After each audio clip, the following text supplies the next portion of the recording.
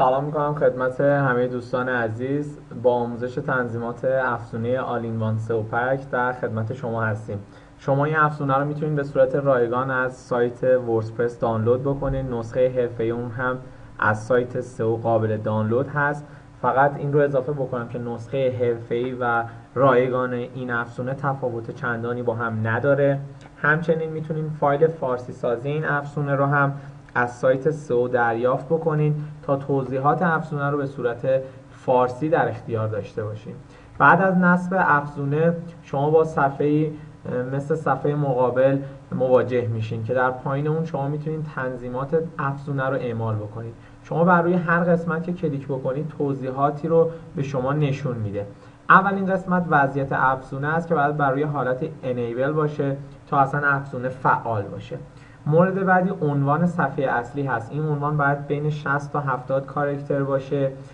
اسم سایت شما رو توی مرورگرها نشون میده. حتما سعی کنید کلمه کلیدی اصلی سایت شما در اون به کار رفته باشه. توضیحات صفحه اصلی هم همونطور که خود گوگل گفته شما باید بیاین توی یک و نیم خط کل سایت رو توضیح بدید. مورد بعدی که مورد مهمی هست کلمات کلیدی صفحه اصلی هست. بیشتر از 10 تا کلمه کلیدی ننویسید و برای جدا کردن کلمات کلیدی هم از کامای انگلیسی استفاده بکنید. مورد بعدی که حتما تیک اون بعد خورده شده باشه استانداردسازی لینک ها هست. توی وردپرس لینک ها چند نوع آدرس مختلف میگیرن، یعنی برای یک پست شما چند آدرس مختلف وجود داره که این به خاطر مسئله کپی بودن ممکنه مشکل اسپم بودن رو به وجود بیاره، ولی با زدن این تیک تمام اون آدرس ها به آدرس اصلی هدایت میشه و مشکل اسپم بودن سایت برطرف میشه. مورد بعدی بازنویسی عناوین هست که میاد قسمت های پایین رو که عناوین رو بازنویسی میکنه شامل میشه.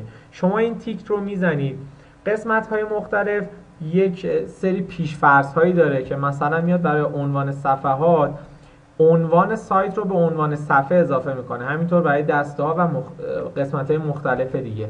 ولی توی عنوان نوشته شما حالت پیش‌فرض رو کنار بگذارید و فقط عنوان رو بگذارید، چون عنوان های ما خودشون طولانی هستن. اگر بیایم اسم سایت رو هم به اون اضافه بکنیم عنوان طولانی تر میشه و اون قسمتی که حذف میشه قسمتی از عنوان اون پست یا نوشته است. پس بهتره که فقط برای پست تایتل باشه. من قسمت های اضافی دیگر رو توضیح نمیدم، اونا رو نمیخواد کاری بکنین. میایم رو قسمت پایین تنظیمات که تنظیمات خیلی مهمی هستن. استفاده از عنوان دسته برای کلمات کلیدی میاد اسم دسته رو وارد کلمات کلیدی به صورت خودکار میکنه.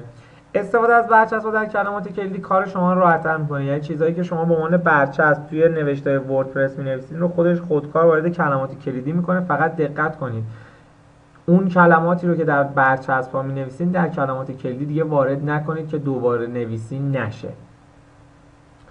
مورد بعدی ایجاد پویای کلمات کلیدی بر صفحه نوشته ها هست. این مال دوستانیه که میان صفحه نوشته هاشون رو به یک صفحه دیگه تغییر میدن که میاد به صورت خودکار کلمات کلیدی از توی نوشته ها استخراج میکنه. مورد بعدی استفاده از نو ایندکس هست که 3 حالت مختلف داره: دسته ها، بایگانی ها و برچسب ها. خود افزونه هر 3 تا رو پیشنهاد کرده بزنید، ولی ما پیشنهاد میکنیم دسته ها رو تیکش رو نزنید ولی برای بایگانی ها و برچسب ها بزنید. قسمت ساخت اتوماتیک توضیحات مال دوستانیه که نمیخوان توضیحات رو خودشون بنویسن و افزونه میاد به صورت خودکار توضیحات می‌نویسه که ما پیشنهاد نمی‌کنیم. سعی کنید خودتون برای هر نوشته‌تون یک توضیح مختصری بنویسین. مورد بعدی هم بزرگ کردن حروف اول عنوان دسته‌هاست که اصلا مال زبان انگلیسی، مال زبان فارسی نیست.